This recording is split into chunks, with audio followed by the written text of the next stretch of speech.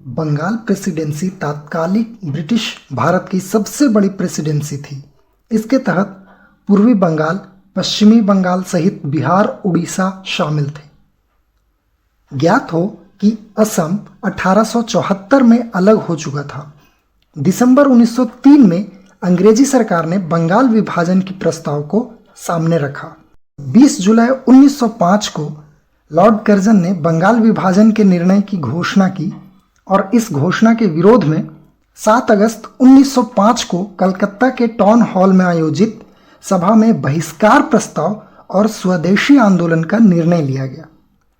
16 अगस्त 1905 को बंगाल विभाजन की योजना प्रभावी हुई और बंगाल 2 राज्यों में बंट गया, पूर्वी बंगाल, पश्चिमी बंगाल। पूर्वी बंगाल में राजशाही चटगांव, ढाका और असम को मिलाकर नया राज्य बनाया गया, जिसकी कुल जनसंख्या 3 करोड़ 10 लाख थी। पश्चिमी बंगाल के अंतर्गत पश्चिम बंगाल, बिहार, उड़ीसा शामिल थी, जिसकी कुल जनसंख्या 5 करोड़ 40 लाख थी। 16 अक्टूबर 1905 को समूचे बंगाल में शोक दिवस के रूप में मनाया गया। लोगों ने इस दिन उपवास रखे, गंगा में स्नान किया और नंगे पांव पद यात्रा करते हुए वंदे मातरम गीत गाया। साथ ही लोगों ने आपसी एकता प्रदर्शित करने के लिए एक दूसरे के हाथों में राखियां बांधी। बंगाल विभाजन के फलस्वरूप विदेशी वस्तुओं का बहिष्कार की नीति अपनाई गई।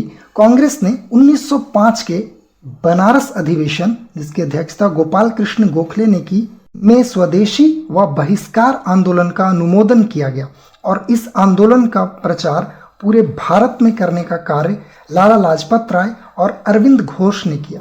इस आंदोलन के तहत विदेशी वस्तुओं की होली जलाई गई, विदेश में निर्मित नमक व चीनी का बहिष्कार किया गया, धोबियों द्वारा विदेशी कपड़े धोने से इनकार किया गया, विदेशी वस्तुओं के प्रयोग से धार्मिक विवाह समारोहों का बहिष्कार के लिए ब्राह्मणों से अपील की गई। स्वदेशी आंदोलन का प्रभाव सांस्कृतिक क्षेत्र में भी देखने को मिला।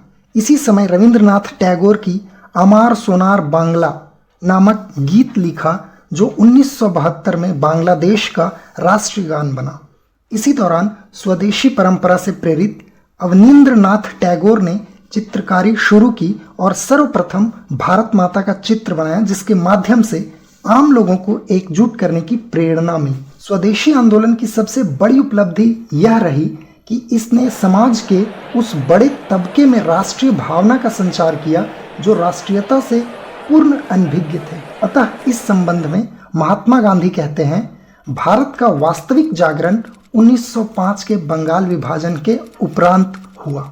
साथ ही 1907 में तिलक ने कहा, सारी रोटी न मिलने पर आधी रोटी लेने पर राजी हो गए।